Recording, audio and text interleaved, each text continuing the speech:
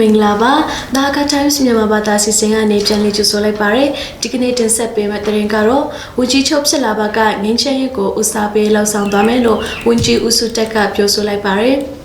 ချင်းပြည်နယ်အစိုးရရဲ့ဝန်ကြီးဖြစ်လာမယ်ဆိုပါကဒေတာတွင်ဖွံ့ဖြိုးတိုးတက်မှုကိုအဟန့်အတားဖြစ်စေသည့်စစ်ပွဲဖြစ်ပွားနေမှုကိုရပ်တန့်ပြီးငင်းချဲရေးလမ်းစဉ်ဘက်ကိုဦးစားပေးဆောင်ရွက်အကောင့်ထဲပေါ်လှောက်ဆောင်ပြီးဖြစ်ကြောင်းချင်းပြည်နယ်အစိုးရဖွဲ့ရဲ့ပြောရေးဆိုခွင့်ရှိသူဦးစုထက်ကပြောဆိုလိုက်ပါရယ်ယခုကတော်ပြောဆိုခြင်းဟာ2021ခုနှစ်မှ2025ခုနှစ်အထိချင်းပြည်နယ်အစိုးရအဖွဲ့ရဲ့ဝန်ကြီးချုပ်အဖြစ်ဦးစုထက်အားအသင့်တော်ဆုံးပုဂ္ဂိုလ်ဖြစ်တယ်ဟုသုံးသပ်သူအများစုကပြောဆိုကြသည့်အပေါ်ဦးစုထက်ကိုမေးမြန်းရာတွင်ရင်းကတော်ပြောဆိုလိုက်ခြင်းဖြစ်ပါသည်ဝန်ကြီးချုပ်ဖြစ်လာနိုင်ဖို့မိမိတို့ဘာသာကြိတ်ကလေးတင်ပြပိုင်ခွင့်မရှိပါဘူးအထက်လူကြီးတွေရဲ့သဘောအတိုင်းဖြစ်လာမှာပါသူတို့ကတင့်တော်ရဲဆိုလို့ရှိရင်ဝန်ကြီးချုပ်လည်းဖြစ်လာနိုင်ပါတယ်ဝန်ကြီးချုပ်သားဖြစ်လာမယ်ဆိုလို့ရှိရင်မြန်မာနိုင်ငံမှာအစင်းရဆုံးပြည်နယ်ဖြစ်တဲ့ချင်းပြည်နယ်ဖွံ့ဖြိုးတိုးတက်ရေးကိုအဟန့်အတားဖြစ်စေတဲ့တက်ပွဲဖြစ်နေတဲ့ဟာကိုအမြန်ဆုံးချုပ်ငြိမ်းဖို့ကြိုးစားသွားမယ်လို့ဦးစုထက်ကဒါခါ Times တို့ပြောကြားလိုက်ပါတယ်ဦးစုထက်ကလမ်းပန်းစစ်သွေးပညာရေးကျန်းမာရေးနဲ့အခြားဖွံ့ဖြိုးတိုးတက်ရေးကိုလည်းအဓိကထားလှုံ့ဆော်သွားမယ်။ဥပမာပလောဝမြို့နယ်ကတဲ့90ဆန်ပြည်သူ့စေယုံမှာဆရာဝန်2ဦးပဲရှိပါတယ်။အဲ့ဒီမှာတာဝန်မထမ်းဆောင်ခြင်းကြပါဘူး။ဒါတင်မကသေးပါဘူးပလောဝမြို့နယ်စာတင်ကျောင်းများမှာဆရာဆရာမမရှိတဲ့စာတင်ကျောင်းတွေအများကြီးရှိပါတယ်။ဒါတွေဟာအေးအဖွေးနဲ့အစိုးရစစ်တပ်ကြားတိတ်ပွဲတွေကြောင့်ဖြစ်ပါတယ်။ဒါတွေကြောင့်တိုးတက်နိုင်တဲ့လို့မတိုးတက်တာဖြစ်တယ်။ဒီလိုပြောတဲ့အခါပလောဝအခြေအနေတစ်ခုလေးပြောတာမဟုတ်ပါဘူး။ဒီစစ်ပွဲတွေကြောင့်ချင်းပြည်နယ်တပြည်နယ်လုံးထိခိုက်တယ်ဆိုတာလူထုအသိဖြစ်ပါတယ်လို့ဦးစုထက်ကထပ်လောင်းပြောဆိုခဲ့ပါတယ်။ဦးစုထက်ဟာလာမယ့်ချင်းပြည်နယ်ဆိုရဖွဲ့ရဲ့ဝန်ကြီးချုပ်ဖြစ်လာနိုင်ရန်အသင့်တော်ဆုံးပုဂ္ဂိုလ်ဖြစ်ကြောင်းလူမှုကွန်ရက်များတွင်အဖော်ပြရဆုံးပုဂ္ဂိုလ်ဖြစ်ပါတယ်။ဦးစုထက်ကမူဤကိစ္စဟာမိမိတို့ဘာသာကျင့်ကြံပိုင်ခွင့်မရှိကြောင်းနဲ့သက်ဆိုင်ရာအထက်လူကြီးများ၏ဆုံးဖြတ်ပိုင်ခွင့်သာဖြစ်ကြောင်းအကယ်၍ဝန်ကြီးချုပ်ဖြစ်လာပါကအပြစ်ခရက်စေရေးလုပ်ငန်းကိုဦးစားပေးလှုပ်ဆောင်ပြီးငင်းချမ်းသည့်ပြည်နယ်ဖြစ်လာနိုင်ရန်ဂျူးစားလှုပ်ဆောင်သွားမည်ဖြစ်ကြောင်းဟာခါ Times သတင်းဌာနကိုပြောပြခဲ့ပါတယ်။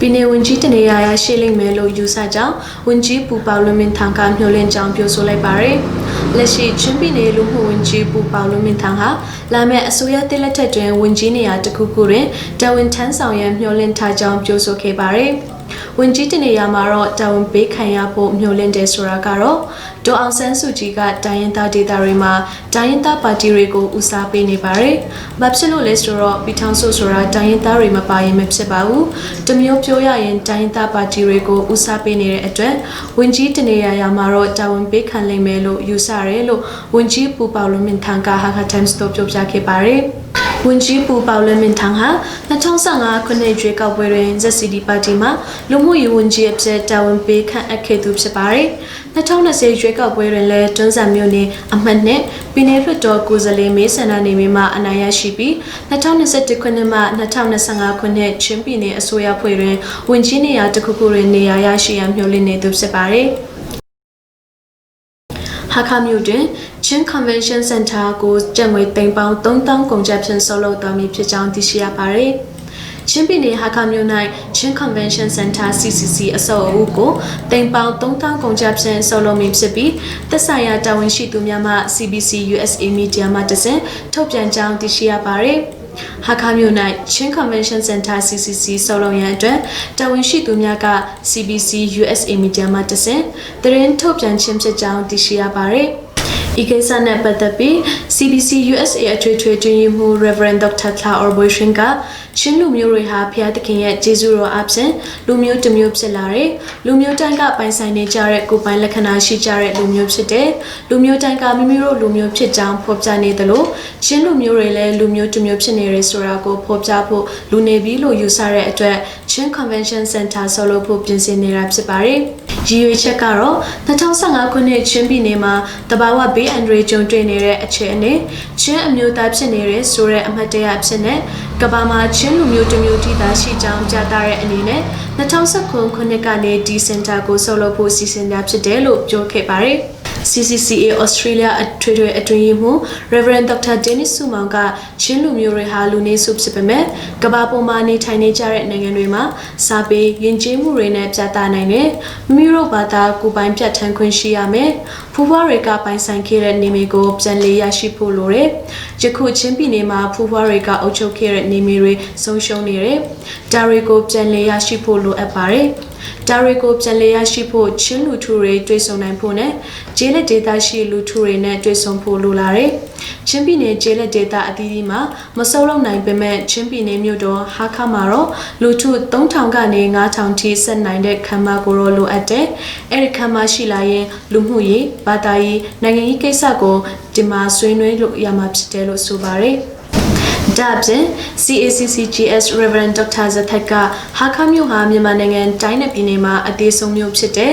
ဟာခါမြို့ကြီးကြီးကျယ်ကျယ်ဖြစ်လာဖို့တိုးတက်လာဖို့နဲ့တာယာလှပဖို့ကချင်းလူမျိုးများကအားစိတ်ပြီးလှုပ်ဆောင်ဖို့လိုတယ်။ချင်း Convention Center ဆောက်လုပ်ရမှာလဲပြည်သူလူထုတရက်လုံးကအားစိတ်ကြဖို့နဲ့ပူပေါင်းပါဝင်ကြဖို့တိုက်တွန်းလိုတယ်။ဒီခမ်းမဆောက်လုပ်နိုင်ဖို့ကျပ်ငွေသိန်းပေါင်း3000ကုန်ကျမှာဖြစ်တဲ့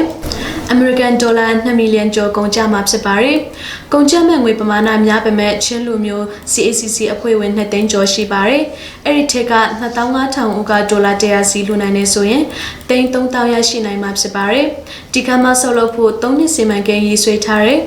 အဖွဲ့ဝင်2500ဦးကနှစ်တိုင်းဒေါ်လာ40စီလူတန်းနိုင်ရင်လွယ်လွယ်နဲ့ဆောက်လုပ်နိုင်မှာပါ။ဒါကြောင့်မိမိတို့နေထိုင်ကြတဲ့နေရာကနေဟာခါမြို့ဘလူးတူတက်အောင်လုပ်ပြီးအဆောက်အဦကောင်းကောင်းဆောက်လုပ်နိုင်မလဲဆိုတာစဉ်းစားရင်နောက်လာနောက်သားမျိုးဆက်တစ်လူငယ်များအတွက်ဘယ်လောက်အကျိုးရှိမလဲဆိုတဲ့အစီအစဉ်နဲ့အလှူငွေပေးကြဖို့နဲ့ဒီခမ်းမကိုအတူတကွဆောက်လုပ်ကြဖို့ချင်းလူမျိုးများကို CACCGS ကိုစားတိုက်တွန်းနှိုးဆော်ပါတယ်လို့ပြောကြားခဲ့ပါတယ်လူကြီးမင်းတို့လုပ်ငန်းကြောင်းရများကိုကြုံရထည့်သွင်းလိုပါကဒါက Times မှာဇင်းလုံးချိုတာစွာနဲ့လှုပ်ဆောင်ပေးနေပါတယ်။ဒါက Times ရဲ့ Facebook page နဲ့ YouTube channel တို့ကို like follow share နဲ့ subscribe လုပ်တာဖို့လည်းတိုက်တွန်းလိုပါတယ်။ကျွန်မ Elizabeth ပါအစိုးရတဲ့လက်ထက်တွင်မီဒီယာလုပ်ငန်းကိုဦးစားပေးလှုပ်ဆောင်သွားမည်ဟုဝန်ကြီးဦးစိုးထက်ကပြောဆိုခဲ့ပါတယ်။မီဒီယာသည်အရေးပါသည့်အခမ်းကဏ္ဍမှာပါဝင်နေရကြောင်းလက်ရှိအစိုးရတက်လာပြီးချင်းပြည်နယ်အစိုးရအဖွဲ့ကမီဒီယာလုပ်ငန်းကိုဦးစားပေးဆောင်ရွက်သွားမည်ဟုချင်းပြည်နယ်အစိုးရအဖွဲ့၏ပြောရေးဆိုရေးရှိသူနှင့်စီပင်နှင့်လျှက်စစ်ဝန်ကြီးဦးစိုးထက်ကပြောဆိုခဲ့ပါတယ်။မီဒီယာဟာအုပ်ချုပ်ရေးကဏ္ဍမှာစတုထမှတ်တိုင်ဖြစ်ပါတယ်။အစိုးရနှင့်ပြည်သူလူထုကိုဆက်သွယ်ပေးနေတဲ့အရာဖြစ်တဲ့ယခုချိန်မှာ COVID-19 ရောဂါကြောင့်ရွေးကောက်ပွဲမှာလည်းလွတ်လွတ်လပ်လပ်လုပ်ငန်းမဆောင်ရွက်နိုင်ပေမဲ့မီဒီယာရဲ့ပါဝင်မှုအခမ်းကဏ္ဍကြောင့်အဆင်ပြေလာတာဖြစ်တယ်။မီဒီယာကိုကျွန်တော်ကတော့ကြိုက်တယ်။မီဒီယာတွေနဲ့အချိန်မရွေးဖုန်းနဲ့ဆက်သွယ်ပြုလုပ်နိုင်တယ်။အခုချိန်မှာလည်းမီဒီယာတွေကိုဦးစားပေးဆောင်ရွက်ပေးနေပါတယ်။ဒါပေမဲ့မီဒီယာလွတ်လပ်ခွင့်ကိုယခုအခြေအနေထက်ပိုမိုကောင်းမွန်လာအောင်စူးစမ်းလှုပ်ဆောင်ပေးပါမယ်။ဖြစ်နိုင်ရင်ဘတ်ဂျက်ကိစ္စကိုလည်းစူးစမ်းပေးသွားမည်ဟုဝန်ကြီးဦးစိုးထက်ကဟာခါထိုင်းကိုပြောပြခဲ့ပါတယ်။ NLD အစိုးရလက်ထက်၌ချင်းပြည်နယ်တွင်မီဒီယာလွတ်လပ်ခွင့်မရှိတလောက်ဖြစ်ခဲ့ပြီးဝန်ကြီးဦးစိုးထက်ကတက်လာပြီးမှသာအတော်အသင့်ဦးစားပေးမှုရှိကြောင်းချင်းမီဒီယာများ၏ဝေဖန်မှုအပေါ်ဝန်ကြီးဦးစိုးထက်ကလာမည့်အစိုးရတဲ့လက်ထက်တွင်မီဒီယာများကိုဦးစားပေးသွားမည်ဟုဟာခါထိုင်းကိုထပ်မံပြောကြားခဲ့ပါတယ်။ချင်းပြည်နယ်မြို့ပေါ်များတွင် COVID-19 ရောဂါကူးစက်သူရှိနိုင်ကြောင်းယူဆမိကြောင်းသိရပါတယ်။ချင်းပြည်နယ်မြို့ပေါ်များရှိလူထုတွေတွင် COVID-19 ရောဂါကူးစက်သူရှိနေနိုင်ကြောင်းချင်းပြည်နယ်ကျန်းမာရေးဌာနမှတာဝန်ရှိသူတချို့ကပြောဆိုနေကြပါတယ်။ချင်းပြည်နယ်၌ COVID-19 ရောဂါကူးစက်သူများတွေ့ရှိရတော့လဲ quarantine ထားရှိသူနှင့်ရောဂါရှိမရှိစစ်ဆေးခံသူမှအပမြို့ပေါ်များမှာ COVID-19 ရောဂါကူးစက်သူရှိမရှိဆိုသည့်မေးမြန်းချက်များအပေါ်ကျန်းမာရေးဌာန၏တာဝန်ရှိသူများကယခုလိုဖြေကြားသွားခဲ့ပါတယ်။